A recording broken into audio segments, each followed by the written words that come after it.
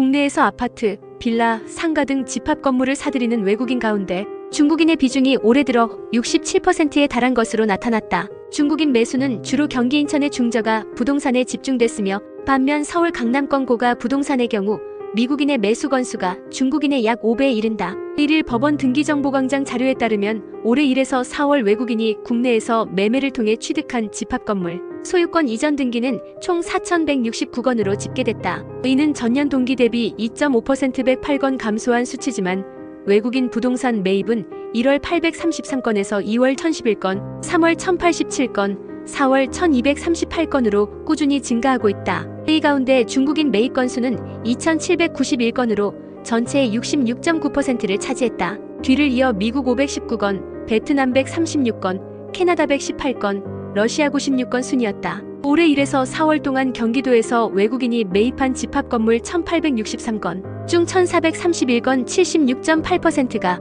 중국인의 매수였다. 가장 많은 매수가 이뤄진 지역은 인천 부평 995건, 경기 안산 단원 958건, 부천 원미 951건, 시흥시 137건, 부천 소사 921건 순으로 나타났다. 이들 지역은 제안 조선족 등 중국계 주민의 밀집도가 높은 곳이다. 서울에서도 외국인 부동산 매입 535건 중 243건 45.4%를 중국인이 차지했다. 구별로는 구로구 47건, 금천 구 44건 등 주거산업복합지구에서 중국인 매수가 두드러졌다. 강남 3구 강남 서초 송파 등 고가 주택지역에서는 중국인보다 미국인의 매수가 크게 앞섰다. 올해 1에서 4월 중국인은 강남 3구에서 12건을 매입한 반면 미국인은 58건으로 4.8배에 달했다. 이는 주한 미군이 주둔한 평택 31건, 서초구 24건, 분당구 24건, 강남구 20건 등에서도 확인된다. 미국인 매수자 중 상당수는 국내에 거주하거나 활동 기반이 있는 검은 머리 외국인으로 추정된다. 통계청에 따르면 2023년 말 기준 토지를 보유한 외국인의 55.7%는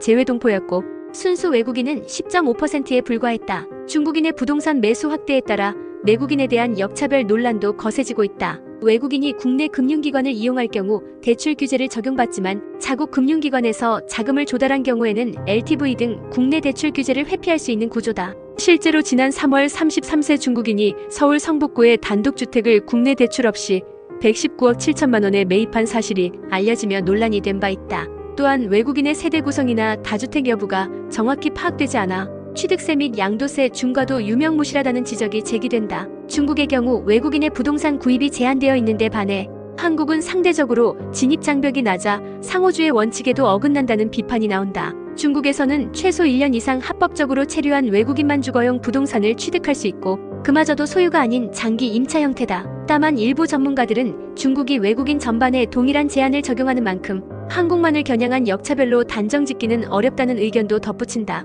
권대중 서강대 부동산학과 교수는 중국인의 국내 부동산 매입은 본토 부유층보다는 조선족이나 장기 체류 중인 중산층 중심의 중저가 매수 행위가 대부분이라며 해외 자금 유입에 제한이 없어 내국인보다 상대적으로 매입이 쉬운 구조라고 설명했다. 한편 국내 외국인 보유 주택 수는 2022년 8만 3,052가구에서 2023년 10만 216가구로 2년 새 21% 증가했다. 장기 체류 외국인도 204만 2천 명 작년 기준으로 늘어난 가운데 이 중 중국인이 47% 약 96만 명을 차지해 이들에 의한 부동산 수요 확대는 당분간 지속될 것으로 전망된다.